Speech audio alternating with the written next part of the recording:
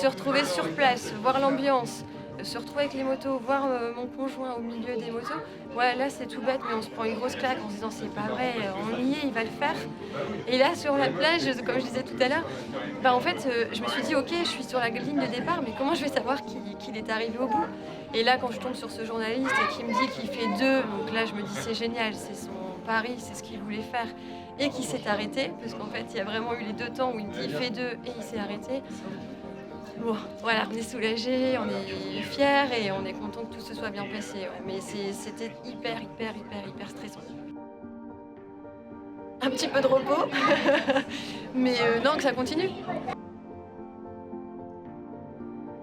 Il y a des preuves scientifiques tangibles avec ce qu'on appelle les IRM fonctionnels.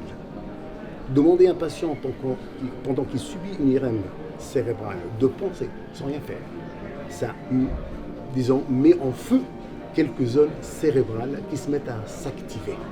Nous avons prouvé par la suite que le fait est de penser que je suis en train de bouger ma main après un AVC ou une tumeur cérébrale ou un traumatisme crânien, eh ben, l'activité motrice, elle est là dans la zone motrice primaire et qui s'exécute progressivement sur le plan mécanique.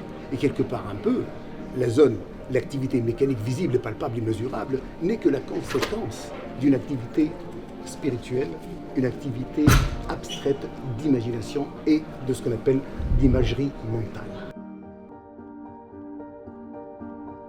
Au quotidien, donc, on fait ce qu'on appelle l'imagerie mentale, on fait la thérapie miroir.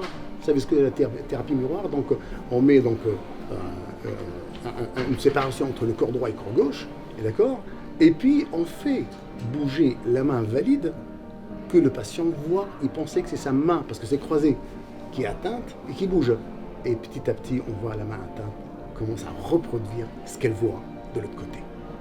Et donc, on pratique l'imagerie mentale, on pratique la thérapie miroir, on pratique la thérapie contrainte et beaucoup de nouveaux concepts de rééducation neurocognitive basés sur l'imagerie mentale qui sont en train actuellement de se développer de manière exceptionnelle. Quand je voyais ces pilotes à la télé, je voulais être un champion, je voulais être comme eux. Certains veulent être pompiers, policiers, astronautes, professeurs, j'en sais rien. Moi, qu'est-ce que je voulais? Je voulais être pilote de motocross professionnel, c'était ce que je voulais faire. Je peux pas l'expliquer, c'était comme ça et mes parents m'ont accompagné là-dedans, dans ce projet. Mais c'était vraiment ce que je voulais faire de ma vie. À 20 ans, en fait, quand on a un accident comme le mien, on prend une maturité qui est assez folle. On prend 10 ans dans la tête.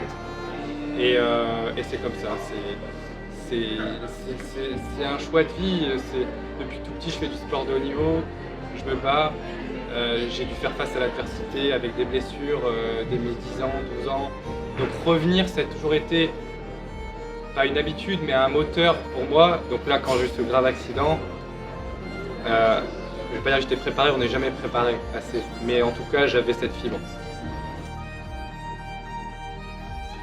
Franchement, je les accompagnerai, je leur dirais que tu peux faire du sport, mais différemment.